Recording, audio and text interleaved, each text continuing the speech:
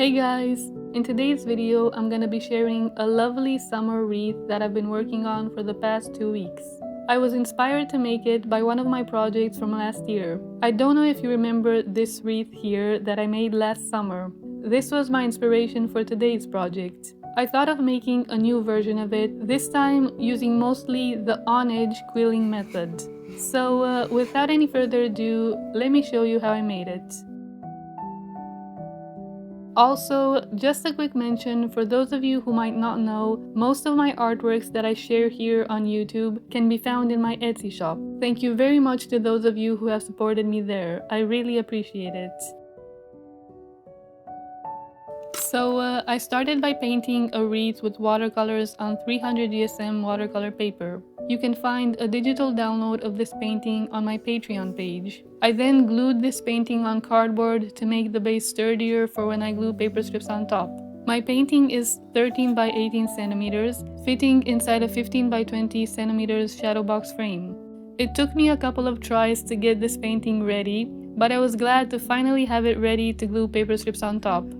The basic tools I used for this project are the following: a quilling slotted tool, scissors, tweezers, some glue from the brand Bic, and a plastic lid on which I put my glue when I work. The paper strips I used for this artwork were all 5mm width, 130 GSM weight. They were all hand cut by me. So I started by making the daisy flowers and began with the center of the flowers, the stamen. I made some tight coils, as you can see here, and shaped them into ovals. I didn't measure the length of the paper strip I used. I just eyed things by looking at my painting and then decided how big I should make those stamens. That's what I usually do when I work on these types of quilling projects that have a base design. I normally eye things.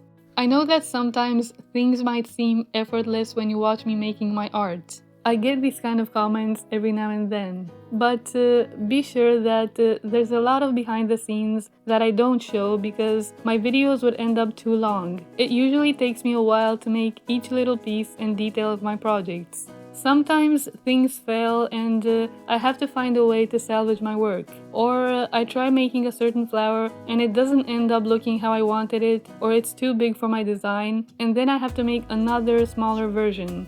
Or I need to cut paper strips over and over again to get them to fit well in the right place. It's all part of the process, the behind the scenes, which I usually never show. So if you feel like things seem easy when you watch me work, but it's not the same thing, or it's a whole nother story when you try to make something, please know that you're not alone. One thing you need to know is that it's normal for things to seem hard if it's your first time trying paper quilling, or sometimes even if it's your 5th try.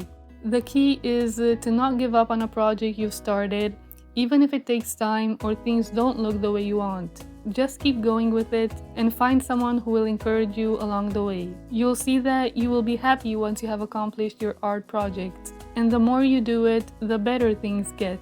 So let me know in the comments below, what has your experience with paper quilling been like? Or do you have any other type of art craft you enjoy? Do share in the comments.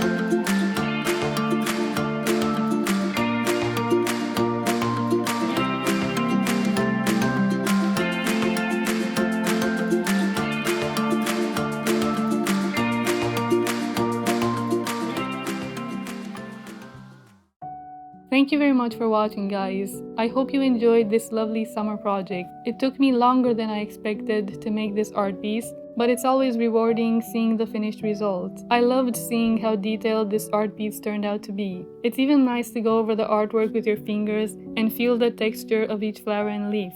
Some artworks give me that feeling of wanting to touch them to feel their texture. Well guys, have a nice day, have a nice time quilling or whatever artwork you enjoy doing, and see you in my next video.